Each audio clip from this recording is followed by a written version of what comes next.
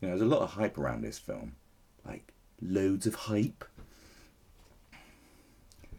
and it's proving to be very divisive, extremely divisive. In fact, there's just so much outrage about its existence already.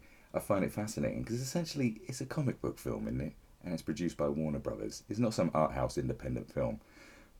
You know, on the one hand, the people that are praising it, which there are a lot, as you will go to see, as you will be about to see, are praising it as a character study and a drama. You know, oh, it's a wonderful performance. It's great cinematography. Oh, it's a great character study. A dark, brooding, mysterious, blah blah blah blah blah. But it is a comic book film. Let's not forget that. And on the other hand, people sort of perceive it as this dangerous, this extremely dangerous thing that might inspire mass shootings.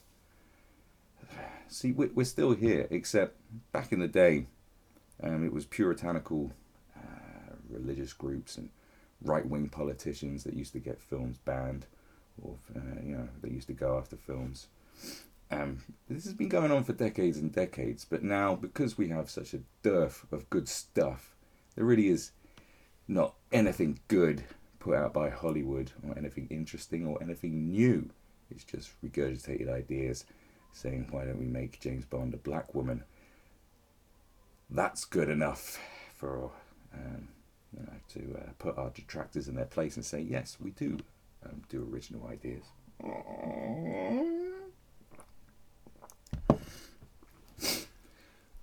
But the fact is, this could be a game changer, because we've had over a decade of just this fluffy, by the numbers, corporate Hollywood rubbish.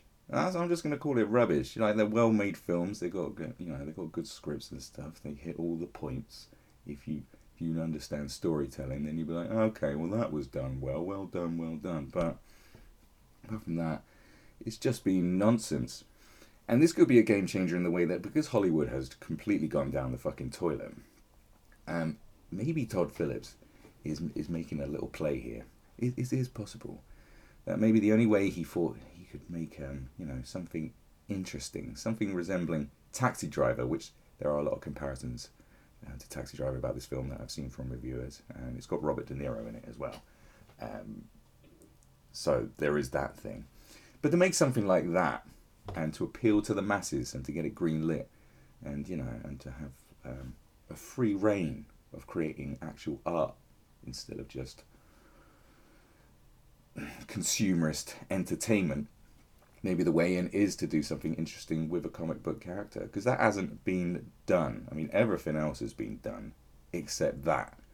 So maybe it's a way in, because if this film turns out to be extremely successful, and the fact that it's been hyped up so much as being so dangerous, like, well, all the detractors and all the people that have been slating this film because apparently it promotes incel culture, it's like, what?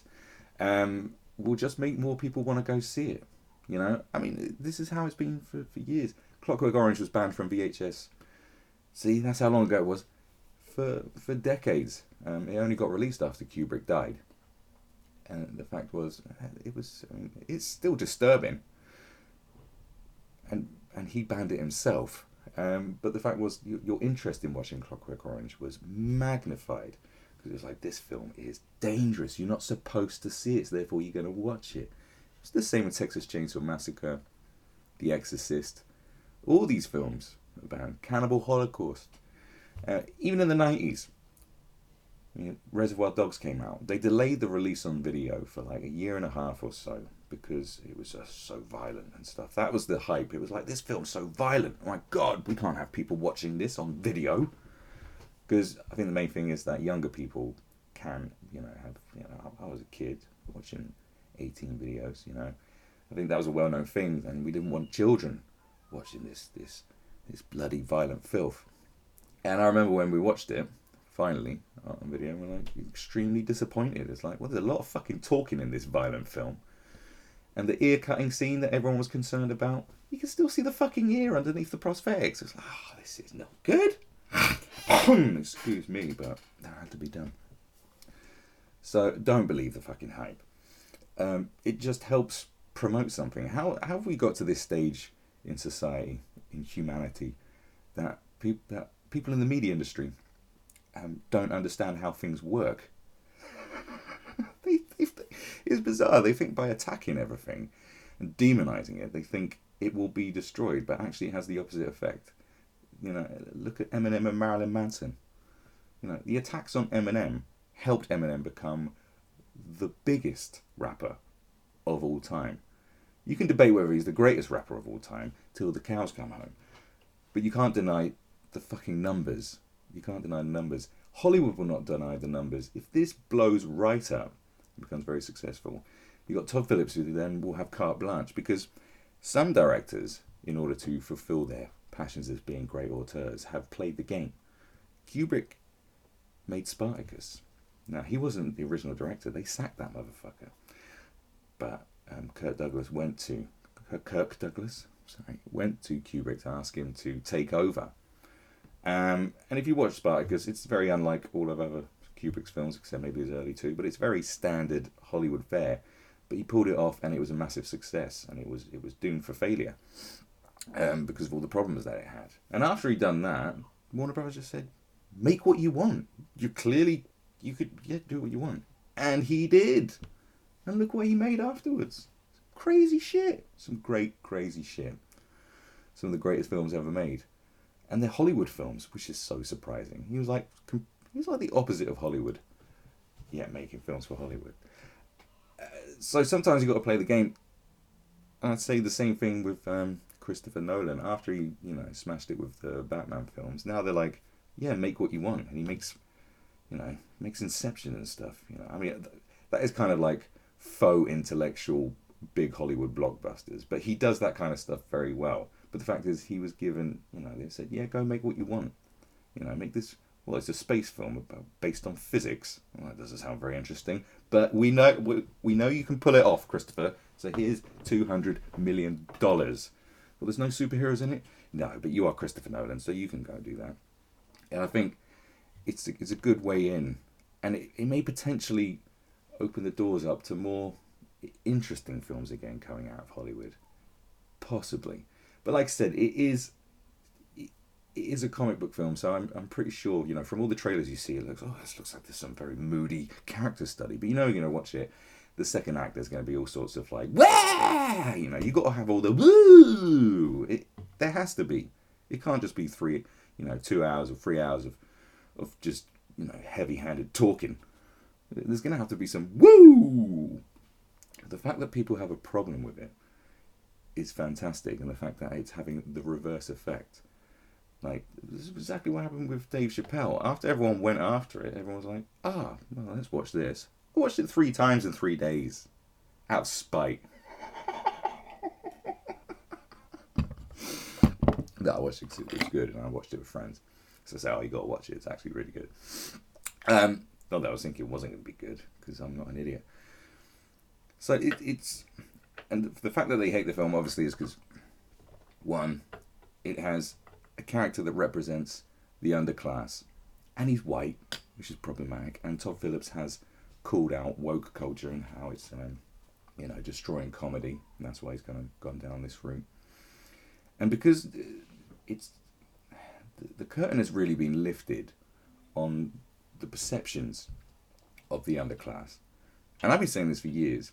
When all the hype started about the rise of the far right and the alt-right, all these disenfranchised young white men have their brains polluted by far-right propaganda. And the fact was, I always said, you don't demonize people because they feel disenfranchised. That's how you push them to the fringes.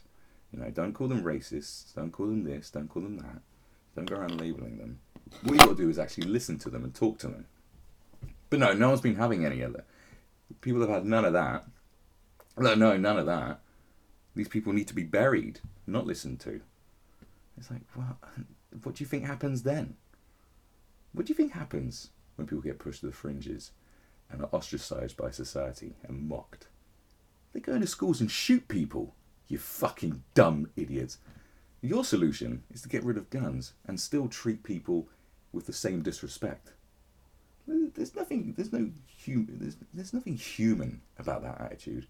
There's nothing compassionate. These people walking around sniffing their own shit are thinking they're compassionate human beings because they like foxes. These people, there's people out there who have more compassion for coyotes than for fucking babies. That's film reference there. Do you like it? But it's true. There's people who think that I don't know, the rainforest is more important than your children's future. It's true. Think about it. These people are nut jobs, and it's finally been revealed these aren't compassionate, wonderful, virtuous people. They're pieces of shit. Pieces of shit. The same pieces of shit that I've hated my entire life. Actually, no, I have no hatred in my heart. I have animosity towards them, shall we say? These people are disgusting, and it's very apparent. It's very apparent. They're condescending wankholes. That's what they are. They're condescending. They think it's their job to speak up for every oppressed minority, or only the ones that make them look good, only the ones that make them look cool. There's one rule for one people and one rule for another set of people, and it's all starting to. It is actually starting to unravel. Now, obviously, if this film is gonna be a benchmark for a change, there could be something better. But I haven't seen it, so I don't know. But what is interesting, and this is even more hilarious. So 2 stars here. Joker's awful. Blah blah blah blah blah. Here's one of their main problems here, is that the film holds your attention up until the Joker's terrible revenge bloodbath on the subway early on, perhaps intended to echo the notorious Bernard Goetz. Was it Getz? I think it's Getz shooting of 1984. That's actually a very interesting story that hasn't been made yet. Although Phillips prudently makes it a non-racist attack. Well, yeah, because you're sort of supposed to feel a bit of sympathy for an anti-hero. So I think in this climate, making him a racist just wouldn't be a good move. After this, the film loses your interest with tedious and forced material about Joker's supposed triggering of an anti-capitalist, anti-rich movement with protesters dressing as clowns. Now that could be very metaphorical. So you'd see if that... I'm gonna have to watch it actually, just to see that, because obviously, maybe there's a statement in there. There's a film that has a statement that people don't like. Because we also live in a time where you have Jordan Peele, and where people think that Get Out is like one of the greatest pieces of art of the modern era. It's just a very silly film.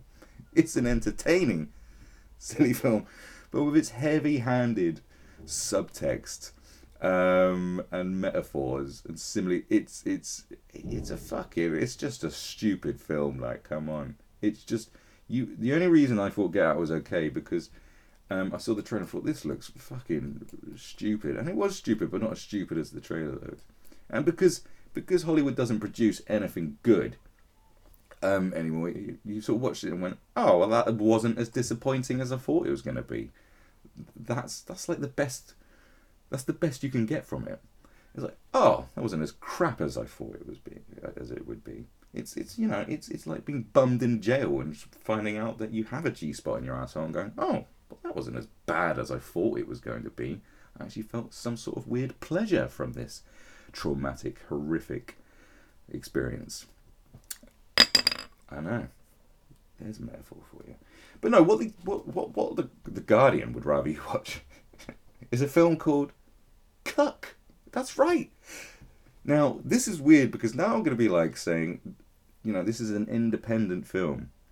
And me, I'm a bona fide film snob. It's the only thing I'm snobby about is art. And not like art, not like, paintings and fucking, silly shit like that. Well, film, when it comes to films, I'm like, Hollywood, old Hollywood's good, but obviously Hollywood's only as good as the people it stole from and the people it lured into Hollywood. All the greatest pioneers of film were not American, okay, except like a select few who I've already mentioned. But they'd rather you watch Cuck.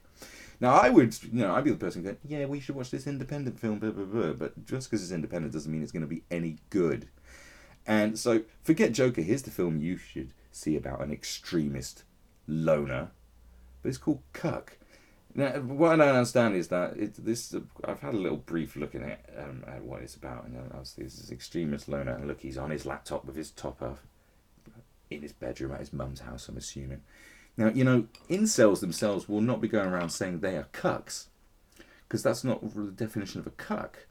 It's incels that will be calling people cucks, isn't it? Or isn't it? I don't know. But I'm assuming that he is the cuck.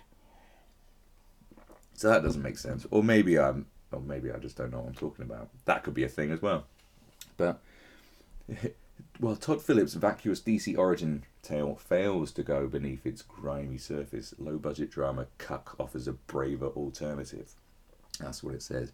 Now, the thing is, the more woke press, I suppose, and aspects of media are slating Joker, saying it's a terrible film. A bit like what they did to Dave Chappelle. But you'll see people who actually film people who love films. Empire gave it 5 stars, although Empire gave Captain America 5 stars. Captain America Civil War, so you never know. They just love comic book stuff, don't they? Maybe they're on a payroll. They gave it 5 stars. Chris Stuckman loves it.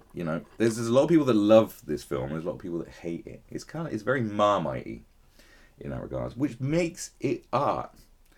I hate to throw it out there, but that's kind of what art's supposed to do. I remember you got taught that like when you were kids. Blue Peter and shit used to tell you that. Art is supposed to even, make you feel something. You can either, like when something is loved and hated, it usually means there's something very interesting going on there.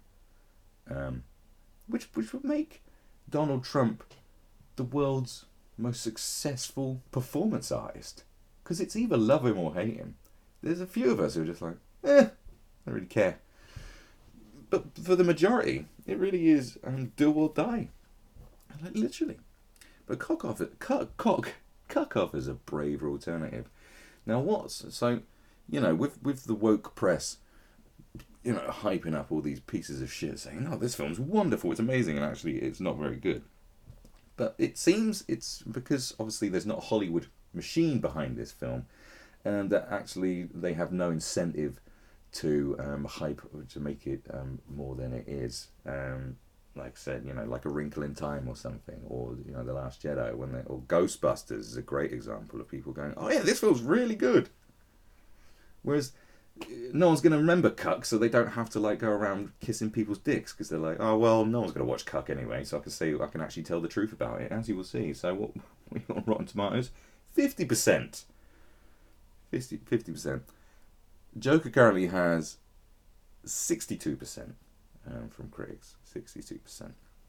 And my face is covering something that you don't need to see because there's no one excited about this film. There's no single reviews because obviously it's an independent film. And look, there's Cuck. Look at that. Look at that. Look at the polluted sky and the fucking electricity, modern technology, and the American flag. Oh, that's right. Metacritic. Metacritic. 40. That's right, 40 on Metacritic. IMDb, and what you'll notice, which is hilarious, it's just the massive Joker ads surrounding it, which just makes it even better. This is like a happy accident. Cuck, 2.7 out of 227 reviews. 2.7. It's a 2.7. I think even The Room has a higher score than 2.7. I'm pretty sure. And it does. Trolls, I think, has a higher score than 2.7. It's 2.7. And here's Variety, says, film review of Cuck. Angry, unemployed, and full of alt-right stoked rage, Cuck's protagonist is ready to explode in Rob Lambert's discomforting, if over-rigged, character study. It goes on that. Yeah, not so much of a fan. And yet, look on the poster for Joker. The film of the year. Joaquin Phoenix is astonishing. An instant classic, a masterpiece, gloriously daring. from all these different outlets. So don't believe the hype. There are. Well, look at that. You could that. Yeah, they've just baited me to show you like sort of where I am nearby right now. Yeah. Western Supermare Cinema. Go see Joker in 2D. It's 2D. Remember 2D? There's none of that 3D. It's 2D. We likes it like that. It's like, this has the potential to be maybe a game changer, because Hollywood is going to die. A lot of old school media is going to die. It's pretty obvious what they're doing and how they're trying to, shut down all other types of media because it is, eating away at their money. They think that money belongs to us. All the money that a YouTuber makes, they think that should go to us. Why aren't we getting that share of the money? That money belongs to us. But it doesn't anymore. This could be your saving grace. Possibly. Like I said, I'm saying don't believe the hype. I'm hyping it up myself. But I think it is very interesting, and one of the most interesting things about all this is very much recently film critics have been revealed to be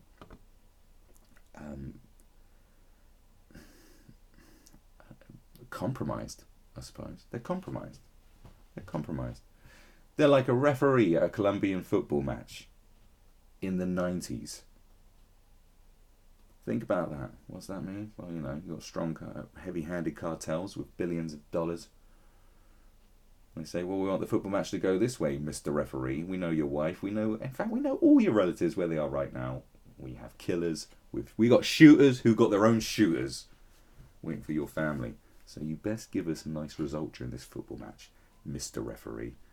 That's kind of how it is with this lot. They've got to preach to this choir that everyone wants to shut up anyway. And it's good. So they've actually made a comic book movie, high-end art, because from the outrage criticism towards it. Fascinating. It's fascinating. There's an interesting shift. But, go see it just to make it successful, just because it will kind of prove a point. Remember what they said about A Wrinkle in Time? Or, other films. They say, everyone must support this movie. It's important. No, do it for this, because it will actually make something happen. Because supporting those other films they told you to support just didn't change anything, didn't do anything for anybody. This might prove a fucking point. Might actually make some changes. Bizarrely. But it might. So it's a call to arms, baby. Let's save art by supporting Hollywood.